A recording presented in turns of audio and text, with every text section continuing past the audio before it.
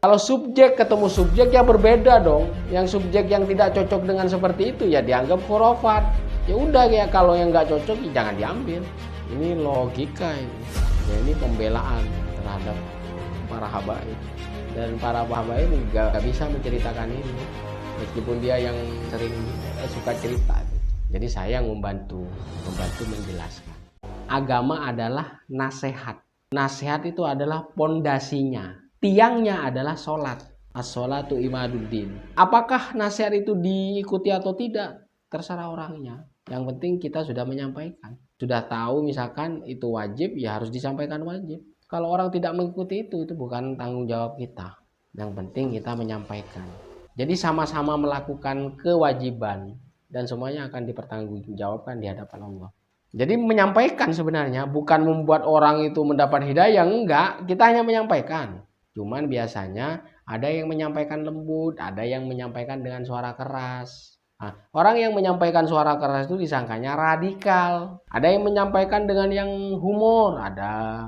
Apakah setelah ceramah dia sama tetangga yang Kristen galak? Ya enggak juga. Hanya perbedaan di volume suara. Dan volume suara itu kan menjelaskan nasihat, bukan marah juga. Ya juga ada yang marah, tapi kan bukan marah ke seseorang yang enggak. Cuman kan dia kan menasihati dengan nada yang tinggi. Gayanya aja itu mah, style. Ya kalau kamu anggap yang seperti itu tidak sesuai dengan selera kamu, ya jangan undang yang seperti itu. Ya kamu manggil yang sesuai. Misalkan pilih yang lembut tuh itu. Karena yang berkuasa ya kamu. Berkuasa mengundang itu kamu sendiri. Ada yang suka juga yang seperti itu. Karena itu menunjukkan ketegasan. Yang nerima juga macam-macam. Disangkanya nyindir apa. Yang merasa kesindir sakit hati. Kan begitu. Yang penting niat ngomongnya itu tujuannya baik. Usikum wa nafsi. Saya menasihati kalian dan diri saya sendiri. Kan begitu. Yang namanya manusia, meskipun dia penasihat, ya tidak lepas dari kesalahan dan dosa. Selama kita punya kemampuan untuk menasihati, ya nasihatilah semampu kita. Sambil lalu kita melaksanakan isi nasihat itu. Bukan berarti orang yang memberi nasihat itu orang yang suci, yang enggak. Dia punya kewajiban menyampaikan. Siapa tahu bisa mencerahkan.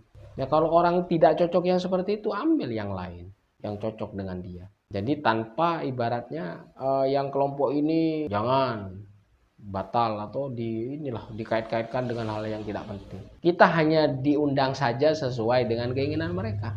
Apalagi di Jawa Timur ya kan nggak mengundang Habib, paling di Madura. Kalau misalkan di sana ada celaan, ada kata-kata yang sampai menyebutkan binatang, ya jangan ditiru lah. Kamu ngundang yang lain.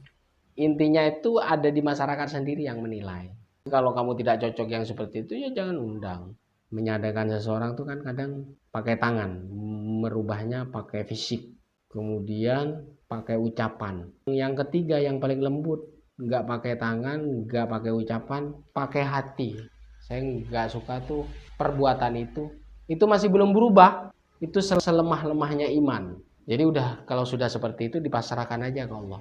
Yang menilai gaya tertentu cocok ke masyarakat tertentu, disukai masyarakat, itu masyarakat yang menilai. Masyarakat yang berkuasa. Masyarakat yang jadi raja. Masyarakat lebih tahu kesukaan mereka seperti apa. Maka masyarakatlah yang menentukan tokoh yang mana yang harus diundang, yang membuat mereka senang, kan begitu. Jadi gak ada masyarakat dibodohi gara-gara ada habaib yang seperti itu. Hampir semua orang punya subjektivitas. Ada pengalaman pribadi, ada cerita-cerita yang disampaikan orang lain, leluhurnya. Dan mereka-mereka kan hanya menyampaikan. Percaya atau tidak tergantung masyarakat yang mendengarnya. Pengalaman pribadi ya tidak sama dengan orang lain. Kenapa pengalaman yang tidak masuk akal itu harus disaring tuh? Berbuah tip dan cara agar gampang dicerna. Biar dipraktekkan di ibadah mereka, biar memudahkan sebenarnya.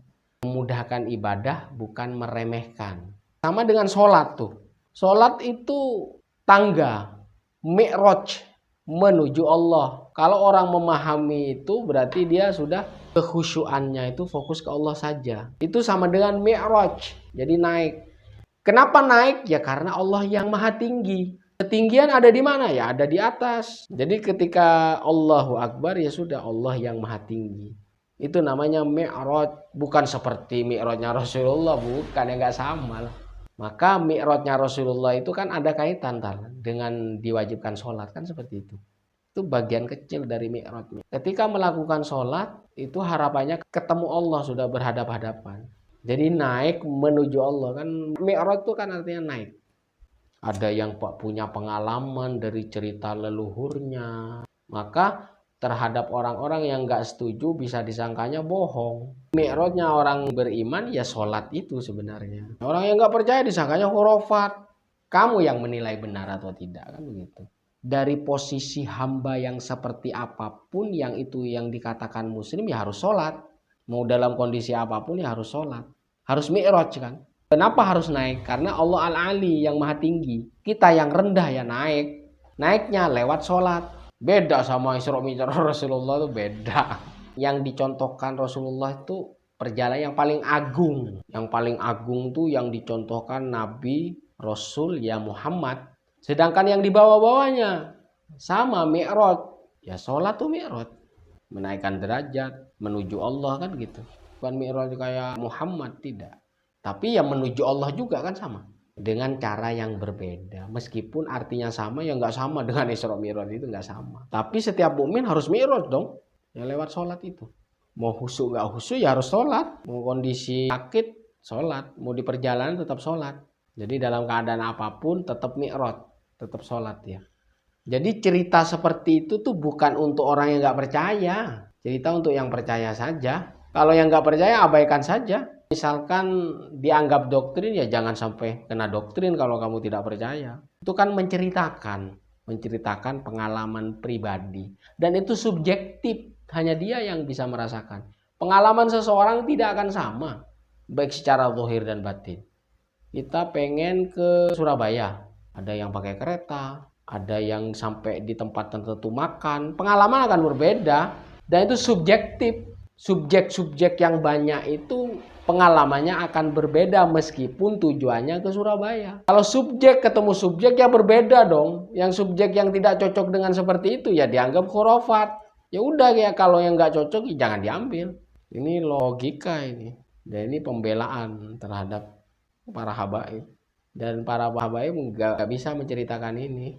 Meskipun dia yang sering suka cerita tuh. Jadi saya membantu menjelaskan.